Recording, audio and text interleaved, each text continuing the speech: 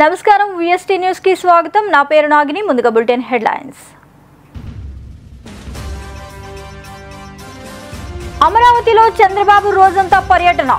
శిలాఫలకం వద్ద సాష్టాంగ నమస్కారం చేసిన సీఎం. ధైర్యంగా ఉండండి, 2029లో మనదే అధికారం. వైసీపీ శ్రేణులకు నేతలకు జగన్ ధైర్యం. ఏపీఎస్ఆర్టీసీని త్వరలో ప్రభుత్వంలో విలీనం. ప్రభుత్వ పెద్దలు అధికారులతో చర్చిస్తామన్న మంత్రి. చంద్రబాబుపై మళ్లీ మాజీ మంత్రి విసురులు. దొంగ వాగ్దానాలు ఇచ్చి అధికారంలోకి వచ్చారన్న నాని. గత 5 ఏళ్లు ఏపీ అంటేనే పారిశ్రామిక వర్గాల్లో భయాందోళన ఉందని, దాన్ని మార్చి నమ్మకం కల్పిస్తామని పరిశ్రమల శాఖ మంత్రి టీజీ భరత్ భరోసా ఇచ్చారు. సచివాలయంలో 4వ బ్లాక్లో పరిశ్రమల శాఖ మంత్రిగా ఆయన బాధ్యతలు స్వీకరించారు. తనకు మంత్రి పదవి ఇచ్చిన చంద్రబాబు, లోకేష్ కు ధన్యవాదాలు తెలిపారు. కర్నూలులో పారిశ్రామిక ప్రాంతాన్ని అభివృద్ధి చేస్తామని మంత్రి భరత్ వెల్లడించారు. లోకేష్ గారికి ప్రత్యేకించి ధన్యవాదాలు తెలుపుతున్నా. ఇంత పెద్ద పోర్ట్ఫోలియో ఇవ్వడం అనేది ఆషామాషి కాదు, మీ అందరికీ తెలుసు. నిన్ననే లోకేష్ గారిని కలిసినప్పుడు కూడా భరత్ మనం చాలా వర్క్ చేయాలా, ఎందుకంటే ఐటీ కానీ ఇండస్ట్రీస్ కానీ ఇది ఫేస్ ఆఫ్ ఆంధ్రప్రదేశ్ కాబట్టి we have to work very hard అని చెప్పడం జరిగింది.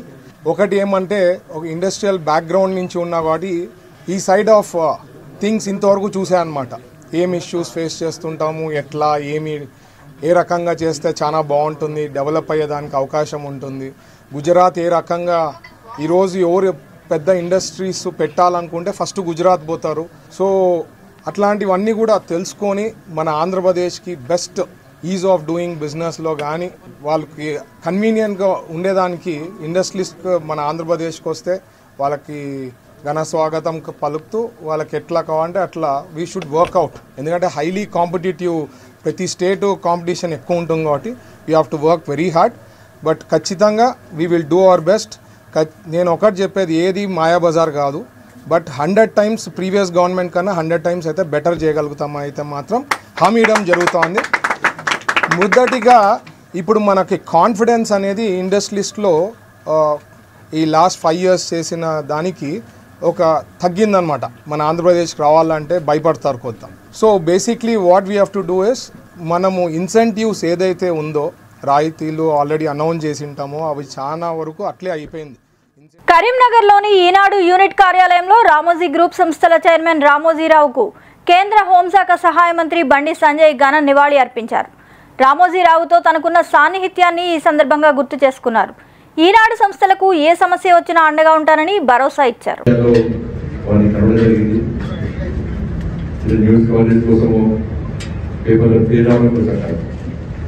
చాలా విషయాల్లో కొన్ని కలవడం జరిగింది. జగన్ నీతి నిజానికి మారు పేరు. నేను ఒకసారి సరే రాజకీయ నాయకులు కూడా రాజకీయ వ్యవస్థనే ఒక రకంగా విషయ పరిస్థితి చేసినప్పుడు ఇవాళ అంతలో నేను కనీసం పండ్లు తీసుకపోతే కూడా వాళ్ళు తీసుకోగలరు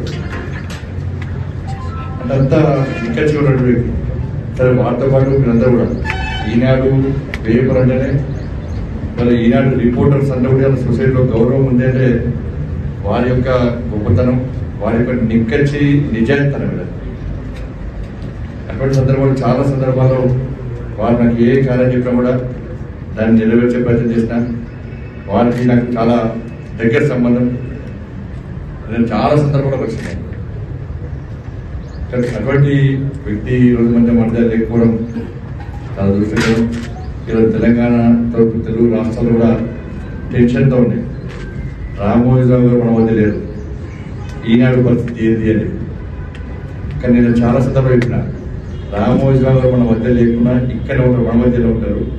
ఈనాడు సిబ్బంది మామూలు సిబ్బంది గారు, రామోజీరావు గారి మార్గదర్శకులు అందరినీ రామోజీరావు స్ఫూర్తి తెలుసుకొని.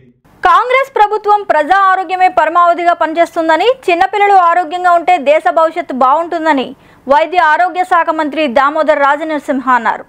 నులిపురుగులు దినోత్సవాన్ని పురస్కరించుకొని సోమాజిగూడలోని రాజ్ భవన్ ప్రభుత్వ ఉన్నత పాఠశాలలో నిర్వహించిన కార్యక్రమంలో వైద్య ఆరోగ్య శాఖ మంత్రి పాల్గొని నులిపురుగుల టాబ్లెట్లను పిల్లలకు అందజేశారు. ఎప్పుడు మనం ఓన్ చేసుకోవాలి, ఇది మనది, ఇది నాది, దీన్ని పెంచుతాము, మెరుగైన సేవలు అందిస్తాము, ప్రమాణాలతో కూడిన విద్యను అందిస్తామనే ఆలోచన అరే ప్రైవేట్ స్కూల్ కు పోవాలి, ప్రైవేట్ ఆసుపత్రులు పోవాలి కాదు. ఈరోజు సర్కార్ మీ మీద కోట్ల రూపాయలు వెచ్చిస్తున్నది, ఖర్చు చేస్తున్నది కనుక మన ప్రభుత్వ కళాశాలలే గాని, ప్రభుత్వ పాఠశాలలే గాని, ప్రభుత్వ ఆసుపత్రులే గాని మనం పెంపొందించుకోవాలి, పటిష్టపరచాలి. మన సేవలు ఆడ రెడీగా ఉంటాయి, మనం సేవలు అందించుకోవాలి. ప్రతి ఒక్కరికి చెప్పాలి మన తల్లిదండ్రులకు, మనము ప్రభుత్వ పాఠశాలకు పోదాము, మనం ప్రభుత్వ కళాశాల చదువుకుందామనే ఆలోచన ఎప్పటికీ మనకు ఉండాలి. ఏ రకంగా అయితే ఈ రోజు మనం లేదా నులి పురుగుల గురించి ప్రతి సంవత్సరము ఈ టాబ్లెట్ తీసుకుంటామో అదే రకంగా రకరకాల కార్యక్రమాలు ఈ రోజు జాతీయ స్థాయిలో, రాష్ట్ర స్థాయిలో మేము ఆరోగ్యరీత్యా నిర్ణయాలు తీసుకుంటున్నాము, మీ ముందుకు వస్తున్నాము. కనుక మీకు రేపు భవిష్యత్తులో కూడా. సికింద్రాబాద్ రైల్వే స్టేషన్లో భారీ అగ్ని ప్రమాదం సంభవించింది. ఆగి ఉన్న రైలు బోగీల్లో మంటలు చెలరేగాయి. ఇవాళ ఉదయం 11 గంటల సమయంలో ఈ ప్రమాదం జరిగింది. వాషింగ్కి వెళ్లి ప్లాట్ఫామ్కి వస్తున్న అదనపు ఏసీ బోగీలో షార్ట్ సర్క్యూట్ కారణంగా ఒక్కసారిగా భారీగా మంటలు అంటుకున్నాయి. ఫైర్ ఇంజన్లతో ఘటనా స్థలికి చేరుకున్న అగ్నిమాపక సిబ్బంది మంటలను ఆర్పివేశారు. ఎలాంటి ప్రాణ నష్టం సంభవించలేదు. ఈ ప్రమాదంలో 2 బోగీలు పూర్తిగా దగ్ధమయ్యాయి.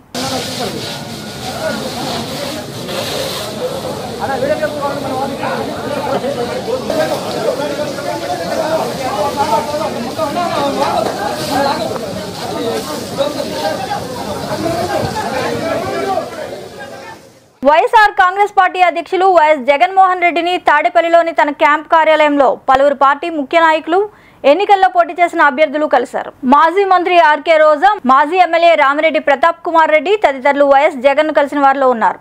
ఉదయం నుంచి క్యాంప్ కార్యాలయానికి పెద్ద ఎత్తున కార్యకర్తలు తరలివచ్చారు. అందరినీ కలిసిన వైఎస్ జగన్ వారికి ధైర్యం చెప్పారు. రాజధాని ప్రాంతంలో ఏపీ సీఎం చంద్రబాబు పర్యటించారు. వైసీపీ ప్రభుత్వ కక్ష సాధింపుతో నిర్లక్ష్యానికి గురైన పలు నిర్మాణాలు, రాజధాని ప్రాంత స్థితిగతుల్ని సీఎం అడిగి తెలుసుకున్నారు.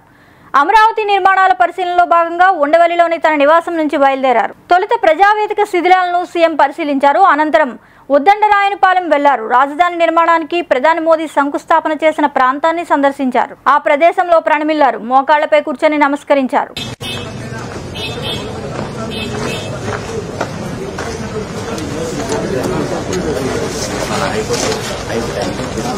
నేను చెప్తాను.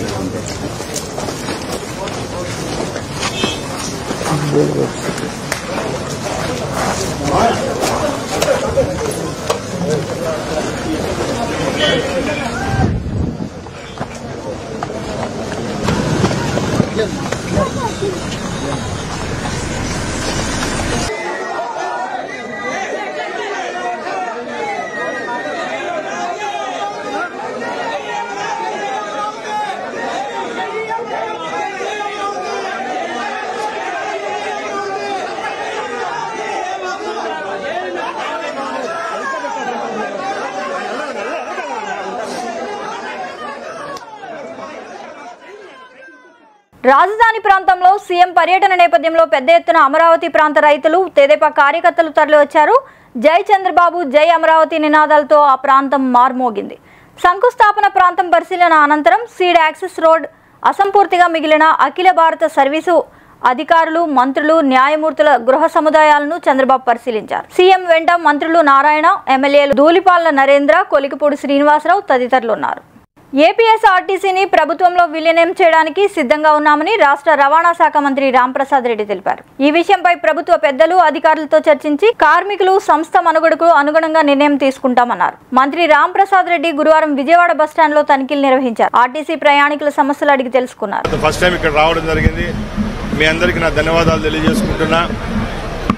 మా చంద్రబాబు నాయుడు గారి నాయకత్వంలో వచ్చే 5 సంవత్సరాలు పేద ప్రజల కోసం పాటుపడేదానికి అన్ని శాఖల వాళ్ళ ముందుకెళ్తున్నాం. ముఖ్యంగా నేను ఈరోజు రవాణా మంత్రిగా ఈరోజు ఇక్కడికి రావడం జరిగింది, నెహ్రూ బస్ టర్మినల్కు. మేము ఒకటే చెప్తున్నాం, ప్రయాణికులే మా దేవుళ్ళు కాబట్టి ప్రయాణికులకు ఏ విధమైన కష్ట నష్టాలు లేకుండా ఈ సంస్థ ద్వారా ఏవైతే మెరుగైన సేవలు అందించాలో అవి అందించేదానికి సిద్ధంగా ఉన్నాం. చిన్న చిన్న లోటుపాట్లు ఏమైనా ఉంటే ఇక్కడ ఉన్న కార్మికులతోనైతేనే, యాజమాన్యాలతో అయితేనే చర్చించి వచ్చే 5 సంవత్సరాలు దిగ్విజయంగా ఏపీఎస్ఆర్టీసీని ముందుకు తీసుకొని పోయేదానికి తెలుగుదేశం పార్టీ ప్రభుత్వం ముందుకెళ్తుంది. అలాగే నేను ఒకటే చెప్తున్నా, ముందు మేము మా మేనిఫెస్టోలో చెప్పిన విధంగా ఆంధ్ర రాష్ట్రంలో మహిళామూర్తులందరికీ ఫ్రీ బస్ సర్వీస్ ఇస్తామని చెప్పాం. అది 100% స్టార్ట్ చేసేదానికి మేము సిద్ధంగా ఉన్నాం. ఇక్కడికి విచ్చేయడం కూడా ఒకటే, సూచనలు అనేటివి చాలా ముఖ్యం. లక్షలాది మంది ఏపీఎస్ఆర్టీసీ బస్సుల్లో ప్రయాణించే సోదరుమణులు ఉన్నారు కాబట్టి వాళ్ళందరి దగ్గర సూచనలు తీసుకొని మనం ఇంప్లిమెంట్ చేయబోయే కార్యక్రమాన్ని దిగ్విజయంగా 5 సంవత్సరాల పాటు ఉండాలి. కాబట్టి ఏ విధమైన లొసుగులు లేకుండా ముందుకెళ్తాం. మీ అందరికీ తెలుసండి, 2019లో జగన్మోహన్ రెడ్డి గద్దెనెక్కేదానికి ఇలాంటి హామీలు చాలా ఇచ్చినాడు. దానిలో ఏపీఎస్ఆర్టీసీ విలీనం కూడా ఒకటి. ఇక్కడ ఉన్న కార్మిక సోదరులు మీ అందరికీ తెలుసు కాబట్టి ఈరోజు ఏపీఎస్ఆర్టీసీ పరిస్థితి ఎలాగుందంటే, జీతాలు ఇచ్చేది ఆంధ్ర రాష్ట్ర ప్రభుత్వము, ఇక్కడ ఉండే సంస్థ నడుపుతా ఉండేది వచ్చి ఒక కార్పొరేషన్ నడుపుతా ఉంది. వాళ్లకు స్వేచ్ఛాయుతంగా ఏదో ఒక దాంట్లో పెట్టడంతో వాళ్ళు మానసికంగా బాగుంటారు, అలాగే వాళ్ళ సంస్థ మనుగడ కూడా బాగుంటుంది. కాబట్టి పూర్తిగా 100% ఏపీఎస్ఆర్టీసీని ఈ ప్రభుత్వంలోకి విలీనం చేసుకునేదానికి సిద్ధంగా ఉంది. అందరితో చర్చించి, పెద్దలు ఉన్నారు, రిటైర్డ్ ఎంప్లాయీస్ ఉంటారు, ఐఏఎస్ ఆఫీసర్లు ఉంటారు, ఐపీఎస్లు ఉంటారు, అందరితో చర్చించి రాబోయే కాలంలో ప్రభుత్వం ఏ విధమైన చర్యలు తీసుకుంటే ఏపీఎస్ఆర్టీసీ సంస్థ అలాగే కార్మికుల యొక్క మనుగడ బాగుంటుందో ఆ చర్యలు తీసుకునేదానికి ఈ తెలుగుదేశం పార్టీ ప్రభుత్వం సిద్ధంగా ఉంది. ఎన్నికల్లో దొంగ వాగ్దానాలు ఇచ్చి చంద్రబాబు అధికారంలోకి వచ్చారని మాజీ మంత్రి కొడాలి నాని ఆరోపించారు. అలాగే విశాఖలోని రిషికొండపై టీడీపీ తప్పుడు ప్రచారం చేస్తుందన్నారు. కాగా కొడాలి నాని గురువారం తాడేపల్లిలో మీడియాతో మాట్లాడుతూ చంద్రబాబు ఇచ్చిన వాగ్దానాలను పక్కదారి పట్టించడానికి టీడీపీ నేతలు రోజుకో డ్రామా ఆడుతున్నారంటూ వ్యాఖ్యలు చేశారు. వాళ్ళందరినీ కూడా కాపాడుకోవాల్సినటువంటి బాధ్యత మందే. మీరు తప్పకుండా నియోజకవర్గాల్లో ఒక వారం రోజులు పర్యటన చేసి దాడులు జరిగినటువంటి మన నాయకుల మీద కానీ కార్యకర్తలను కానీ మీరు అండగా ఉండాలని, అదేవిధంగా రాబోయే రోజుల్లో నేను కూడా గాయపడినటువంటి తెలుగుదేశం పార్టీ అల్లరి మోకలు చేసినటువంటి దాడుల్లో ఇబ్బంది పడినటువంటి ప్రతి కుటుంబానికి దగ్గరికి నేను వస్తాను, వాళ్ళకి అండగా ఉంటానని చెప్పి జగన్మోహన్ రెడ్డి గారు చెప్పారు. అదేవిధంగా మొన్న జరిగినటువంటి ఎన్నికల్లో ఇంత మంచి చేసి ఇన్ని రకాలైనటువంటి సంక్షేమ కార్యక్రమాలు అందించి మనం ఓడిపోయాము. ఇది ఒక మిరాకిల్గా ఉంది.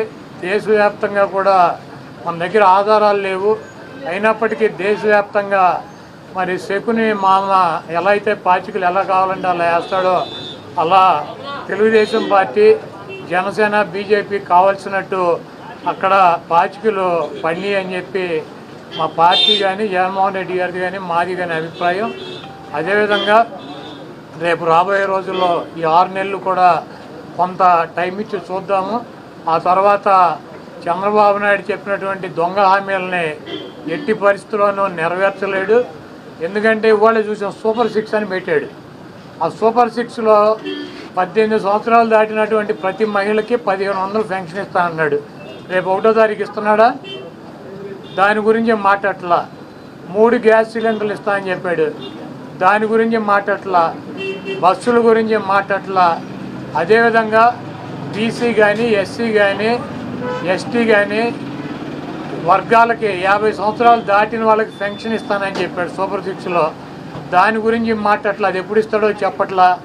అదేవిధంగా ఇంకోటి 20 లక్షల మందికి నిరుద్యోగులకి ఉద్యోగాలు ఇప్పిస్తాను, ఉద్యోగాలు కనుక ఇప్పించలేకపోతే ఈ లోపు 3000 రూపాయలు నిరుద్యోగ వృత్తి కూడా ఇస్తానని చెప్పి సూపర్ 6లో పెట్టాడు.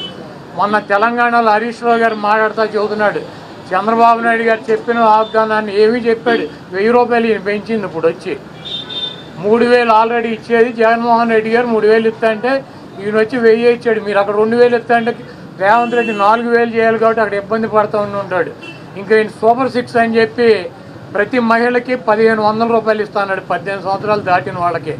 మరి ఆ వాగ్దానం ఎప్పుడు చేస్తాడు? రేపు 1వ తారీఖు ఎవరా? కాబట్టి తెలుగుదేశం పార్టీ ఆయన ఇచ్చినటువంటి వాగ్దానాలను, చంద్రబాబు నాయుడు చేసినటువంటి వాగ్దానాలని పక్కదారి పట్టించడానికి ఊరికినే నిన్నేమో మొన్నేమో పోలవరం వెళ్ళి వచ్చాడు సోమవారం, మళ్ళీ గురువారం ఏమో అమరావతి వెళ్ళి వచ్చి అక్కడ అవన్నీ తిరిగి ఈయన కాలక్షేపం కబుర్లు, కాలక్షేపం మాటలు, ఊరికినే ఆయన వెళ్ళి అటు ఇటు తిరిగి రావటం తప్పించి ఎప్పుడు నువ్వు సూపర్ 6 అమలు చేస్తున్నావు స్పష్టంగా చెప్పాలని చెప్పి మేము డిమాండ్ చేస్తున్నాం. Sir home minister first target Kodali Nani అని కూడా చెప్తాం. ఇప్పుడు ఇది ప్రజాస్వామ్య దేశం.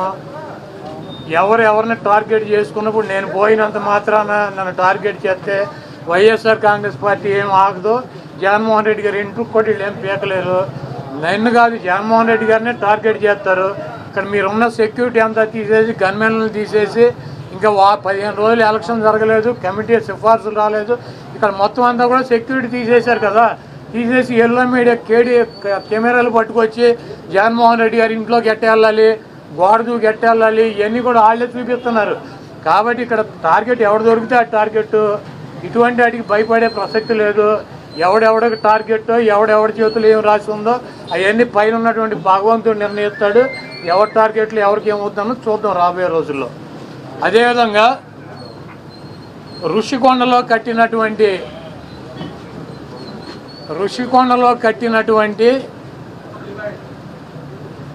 పర్యాటక కేంద్రంలో కట్టినటువంటి భవనాలనే ఈ సిగ్గు ఎగ్గు లేనటువంటి తెలుగుదేశం పార్టీ, ఈ సిగ్గు ఎగ్గు లేనటువంటి ఎల్లో మీడియా అది జగన్మోహన్ రెడ్డి గారి నివాసం అని చెప్పి చూపిస్తున్నారు 3 రోజుల నుంచి. వెళ్ళి జగన్మోహన్ రెడ్డి గారు అక్కడ నివాసం ఉన్నాడా? జగన్మోహన్ రెడ్డి గారు 2014 నుంచి 19 దాకా ప్రతిపక్ష నాయకుడిగా ఉన్నాడు. ఆయన కార్యాలయం లోటస్ పాండ్, ఇల్లు లోటస్ పాండ్.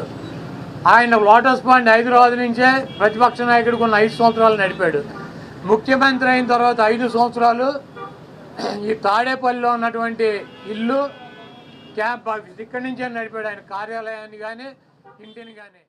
ఏపీ కొత్త డీజీపీగా ద్వారకా తిరుమలరావు నియమితులయ్యారు. ప్రస్తుతం ఏపీఎస్ఆర్టీసీ ఎండీగా విధులు నిర్వహిస్తున్న ద్వారకా తిరుమలరావును డీజీపీగా ప్రభుత్వం నియమించింది. ఈ మేరకు రాష్ట్ర ప్రధాన కార్యదర్శి నీరబ్ కుమార్ ప్రసాద్ బుధవారం రాత్రి ఉత్తర్వులు జారీ చేశారు. ఈ నిర్ణయం తక్షణమే అమల్లోకి వస్తుందని తెలిపారు. గత 3 ఏళ్లుగా ఆయన ఆర్టీసీ బాధ్యతలు నిర్వహిస్తున్నారు. అంతకుముందు రైల్వే శాఖలో డీజీపీగా ఉన్నారు. విజయవాడ సిపిగాను పనిచేశారు. జంగారెడ్డిగూడెం తహసీల్దార్ కార్యాలయంలో గురువారం రెవెన్యూ దినోత్సవం నిర్వహించారు. తహసీల్దార్ స్లీవా జోజీ మాట్లాడుతూ రాష్ట్ర పాలనలో రెవెన్యూ వ్యవస్థ కీలక పాత్ర పోషిస్తుందని అన్నారు. రెవెన్యూ శాఖలో ప్రధానంగా భూమి విషయాల్లో ప్రధాన పాత్ర ఉంటుందన్నారు. అందువలన ప్రతి సబ్జెక్టులో అయినా ఇన్వాల్వ్మెంట్ ఎవరికి ఉంటుంది? కలెక్టర్ గారికి ఉంటుంది. కలెక్టర్ గారి ద్వారా మనం ప్రతి విషయం మనం చేయడానికి అవకాశం ఉంటుంది. మెయిన్ కంట్రోల్ కలెక్టర్ గారు కాబట్టి మనం ఆ విధంగా మనం చేస్తూ ఉంటాం. మన అసోసియేషన్ అందరికీ మా దినోత్సవాలు జరుపుకుంటే ఒక డేని ఉంది. మన రెవెన్యూ కూడా ఇన్ని సంవత్సరాల నుంచి ఇంత కష్టపడుతున్నాం కాబట్టి మనం కూడా ఒక డేని పెట్టుకోవాలని చెప్పి అసోసియేషన్ తరఫున గవర్నమెంట్ని వినతి పత్రం ఇచ్చుకుంటే గవర్నమెంట్ ఈ సంవత్సరం మనకి రెవెన్యూ డేగా ఈ రోజు 20న చేసుకోవడానికి ఒక జీవో ఇచ్చింది. అసలు ఈ రోజు నుంచి మనం జూన్ 20 తారీఖున మంగళగిరిలో గంజాయి విక్రయిస్తున్న 2 వ్యక్తులను పోలీసులు బుధవారం అదుపులోకి తీసుకున్నారు. ఈ మేరకు మంగళగిరి పట్టణ పోలీస్ స్టేషన్లో జరిగిన విలేకరుల సమావేశంలో సిఐ శ్రీనివాసరావు మాట్లాడుతూ వారి వద్ద నుంచి కేజీ 400 గ్రాముల గంజాయి స్వాధీనం చేసుకున్నట్లు తెలిపారు. ఈరోజు మంగళగిరి పట్టణంలో రైల్వే స్టేషన్ సమీపాన పోలీసులు స్పెషల్ ఆపరేషన్ చేసి గంజాయి విక్రయిస్తున్నారనే సమాచారం మేరకు షేక్ మాబు, పవన్ కుమార్ అనే 2 వ్యక్తుల్ని అరెస్ట్ చేసి వారి దగ్గర నుంచి 1400 గ్రాములు గంజాయి స్వాధీనం చేసుకుంటూ జరిగింది. ఈ ప్రభుత్వ ఉత్తర్వుల ప్రకారం, పై అధికారుల ఉత్తర్వుల ప్రకారం గంజాయి మీద స్పెషల్గా దృష్టి పెట్టి గత 10 సంవత్సరాల్లో గంజాయి కేసులు ఎన్ని పెట్టాము, ఎంతమంది అరెస్ట్ అయ్యారనే దాని మీద డేటా బయటకు తీసి వాళ్ళల్లో ప్రజెంట్ ఎవరు యాక్టివ్గా ఉన్నారు అనే దాని మీద దృష్టి సారించడం వల్ల వీళ్ళిద్దరిని అరెస్ట్ చేయడం జరిగింది.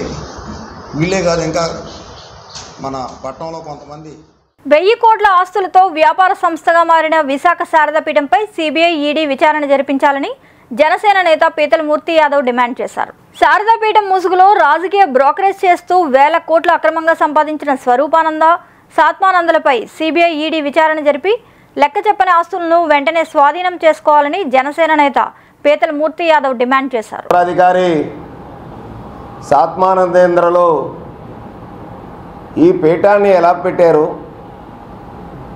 స్వామీజీ అవతారం ఎలాగెత్తారు, స్వామీజీగా అనేకమైనటువంటి అక్రమాలకు అక్రమ వసూలుకు పెద్ద ఎత్తున పాల్పడ్డారు అని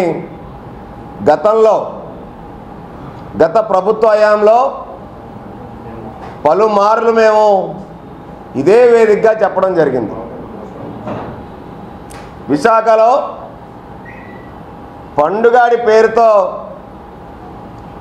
బ్లాక్లో సినిమా టికెట్లు అమ్మినటువంటి వ్యక్తి శారదాపీఠం అధిపతి ఎలాగయ్యాడో చెప్పాలి.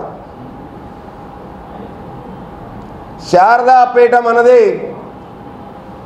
పెట్టడానికి, స్వామీజీ అవతారం ఎత్తడానికి అసలు స్వరూపానందకు ఉన్నటువంటి అర్హత ఏంటో స్వరూపానంద చెప్పాలి.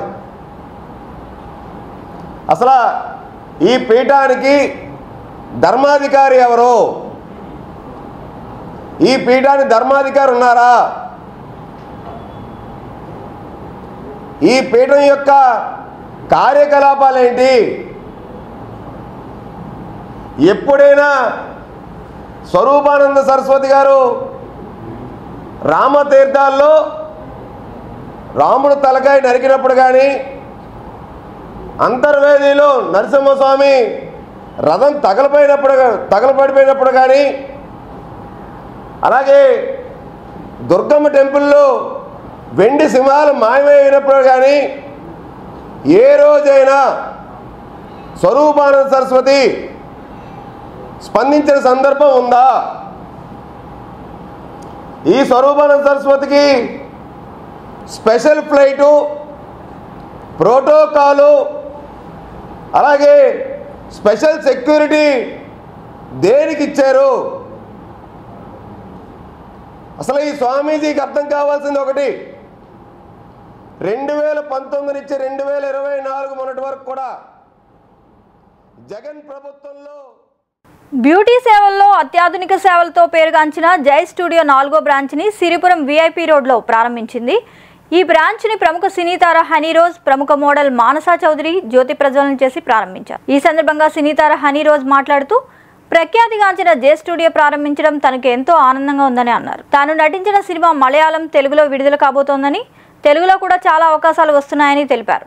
మేనేజింగ్ పార్ట్నర్ శ్రీకాంత్ మాట్లాడుతూ తాము ఇప్పటి వరకు 3 బ్రాంచెస్ని ఏర్పాటు చేశామని, 4వ బ్రాంచ్ చాలా అత్యాధునిక టెక్నాలజీతో ఏర్పాటు చేశామని చెప్పారు. దీనిలో cosmetology, bridal makeup, hair, Ayurveda సేవలు ఇస్తున్నామని తెలిపారు. ఈ కార్యక్రమంలో జే స్టూడియో అధినేత జ్యోతి, రవి తదితరులు పాల్గొన్నారు.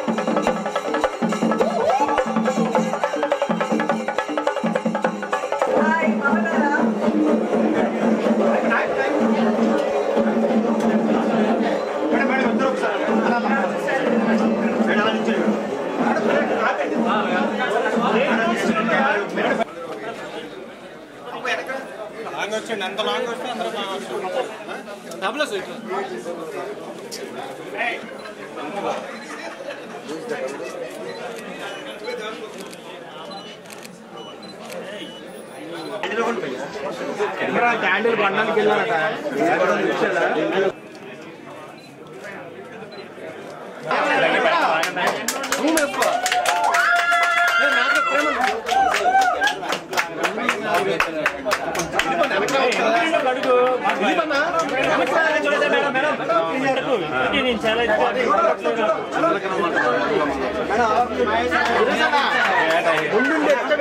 బాగాలేదు